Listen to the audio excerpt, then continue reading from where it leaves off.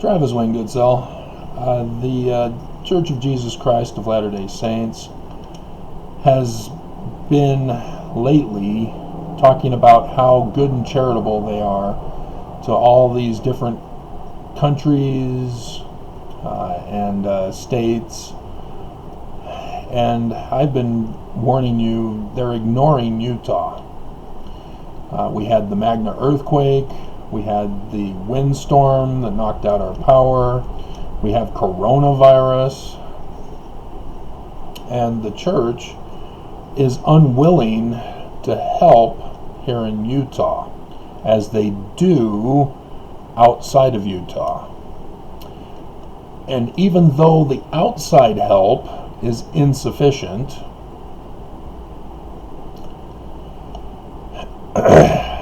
they're still trying to show us through the church news. And if you think the church news is not directly connected with what the leaders of the church want put in the church news, you got another thing coming. Because the church news only gets information when the presidency of the church gives them the information. And so the latest one was with Syria and the war-torn, ravaged people suffering in Syria. Isn't that great? Church is helping, you'd think. Are you familiar with a bribe?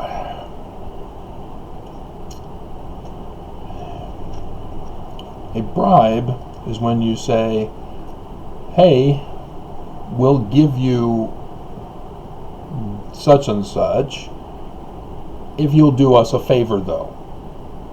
Yeah, it sounds very familiar, doesn't it? Like that Ukraine scandal with Trump. Trump was all about the bribe. He still is. He is holding the Republican Party hostage. He's no longer president.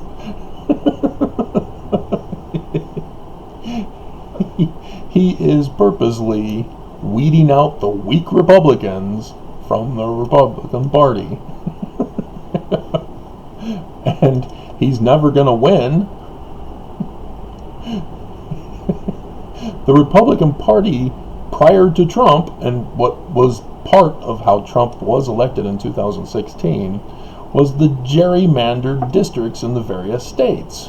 Well, the gerrymandering's not going to do any good if your party that gerrymandered them has been shattered.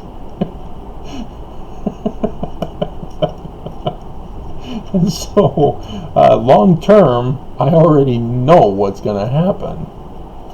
But for right now, we're still in the beginning stages of it, as Biden dominated the 2020 election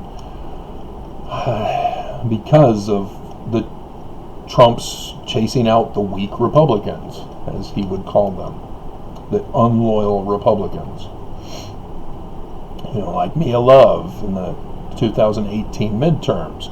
Mia Love showed me no love. And then Mia Love all of a sudden is woke. Oh, I never realized how much of an evil man he was until now. Too late, you're gone. Bye.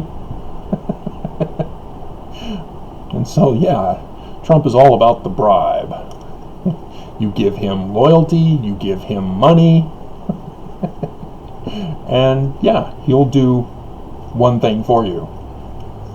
But you got to keep it going. That's the thing with Trump. That's the thing with the church. Is that all of these charitable donations to help the poor and the needy, sick and the afflicted, they're all bribes. And they're just token amounts, very minimal. I've estimated that people who get food supplies only get one meal, if that at all. That's how minimal the church is and how stingy they are. They don't want people to rely on them for survival, which they call communism.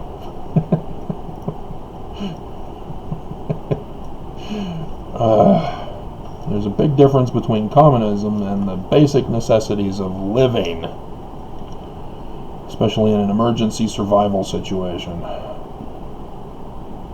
But all of these places, the church, hey, we're from the Church of Jesus Christ of Latter-day Saints. Here's a partial food order for you. Want to join our church? We can tell you how wicked and evil you are, and if you are faithful to us, give us loyalty, as the loyalty oaths in conference will again demonstrate. You can be blessed like us, and you won't be poor anymore. That's the fraud. As they lead Mormons to believe that, hey, you're a faithful Mormon, therefore you're rich and prosperous, and you don't need food assistance from the bishop's storehouse. You don't need to stay away from church, stay away from the church's stores and businesses, because you have the Lord on your side, and you will show gratitude, which will cure you of coronavirus. Yeah, church doesn't need to shut down. You just need to have more faith. That's the big danger that I'm trying to warn you about when I go over how minimalist the church is on providing for the sick and the needy, the poor and the afflicted. Mix that one up. So, the church can cover it in their news all they want. They can then brag about it in conference, as Nelson did when he talked about, we have this thing called LDS charities, and so all your donations are really minimal, and so we require this other charity. They have a number of charities that require people to donate to, and we all know now, thanks to the whistleblower, that each and every single charity, each and every single business, each and every single source of income for the church, they take at least 10% and funnel it into an investment company. Not the same one as the whistleblower's tithing company, investment company, but a different one, so that no financial corporation can ever know the full asset value of the church. And thus, the church is sitting on a very hefty nest egg. For what? Well, the first presidency said it's the parable of the talents, in which the ones who were obedient took the 5 talents and the 3 talents and went to town and invested it in the stock market rather than the people. Wait a minute. No, that they messed up that. Yeah. And then Jesus comes for the second time, the second coming, and hey guys, you're good and faithful. Here's the money back. Keep making more. That's how they've interpreted that.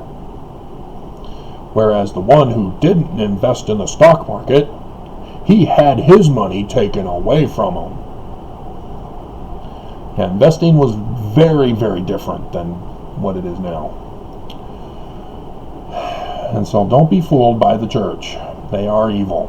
There's a reason why there's the inverted pentagram at Temple Square, on the Temple, and on the Eagle Gate on State Street as you're heading towards the state capitol.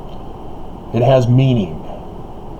It's not just some fancy artwork. Isn't that a pretty inverted pentagram? I'm sure it has no meaning. Everything has meaning. Inside the temple, there's artwork from the original artwork, some of which had to be painted over, because apparently, as I was told by workers there used to be an actual sword. in the garden scene. They had actual props, but no.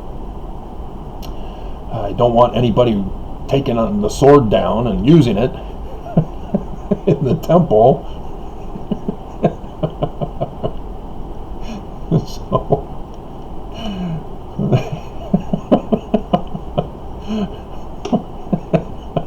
I'm flaming.